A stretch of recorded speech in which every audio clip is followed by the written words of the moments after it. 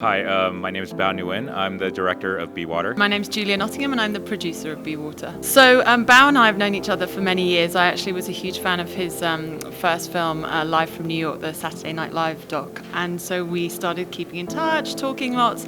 And then I just got a phone call one day saying, I think I'm ready to make this movie and I want to make this movie. And just kind of started from there. It wasn't all that easy, but... It was a bit difficult. Bruce Lee has always been a hero of mine. Growing up as an Asian American, not feeling like, we were represented on screen. And there was a lot of talk about diversity and representation when I first developed the project 5 years ago. I thought it's hard enough to be like a person of color trying to make in Hollywood today. Like, how did Bruce do it in the 1960s, 1970s? So I really wanted to kind of feel his struggle, kind of unpack the myth of Bruce Lee and just kind of humanize him, because we don't really understand him on that personal level. From the beginning, I really wanted to immerse the audience and the viewer into the world that Bruce Lee was living in at the time, 1950s, 1960s, up into the early 1970s.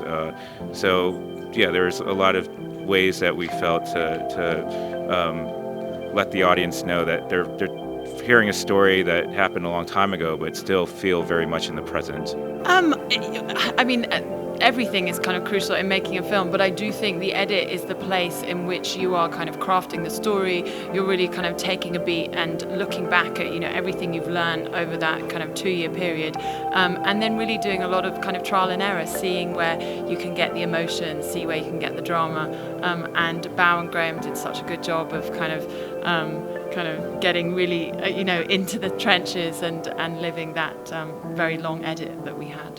For me, I think we know the name Bruce Lee. We think of him as an icon, but we don't really understand his struggles, what made him an icon. And I think when we think of like heroes that are kind of iconic and unattainable, it's hard to aspire to be like that.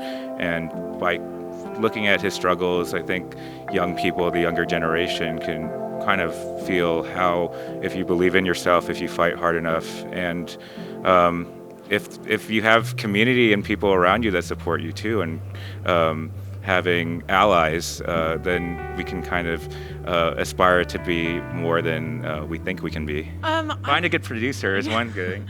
But also just, keep watching movies, just keep learning and immersing yourself. I think volunteering at Sundance, no joke, like that's probably one of my biggest regrets, that it's such an amazing opportunity to come here, have access to all these films, these filmmakers, see the industry. I kind of missed that, A, because I was in London, but B, because I didn't even know about Sundance. And I think the minute you know about, something like this, it just opens your eyes to the possibilities of everything. And here, there's first-time filmmakers, there's shorts, there's so much here that you can just be really inspired. So yeah, volunteer at Sundance, and I'm not sponsored by them. So. And I think it's important just to kind of like always kind of never give up. I think persistence is important. I thought, and it's never too late, even for older people who think it's too late to be a filmmaker. When I was going to college, I thought 17 was too old for me to become a filmmaker, because I heard all these stories about like Steven Spielberg shooting Super 8 when he was 6, and I was like, I'm already 17, like my career's over. But I get inspired by people like Ang Lee, who started his career in his late 40s, and I think it's persistence and always believing like that if you want to be a filmmaker, then go out and do it. There's nothing stopping you.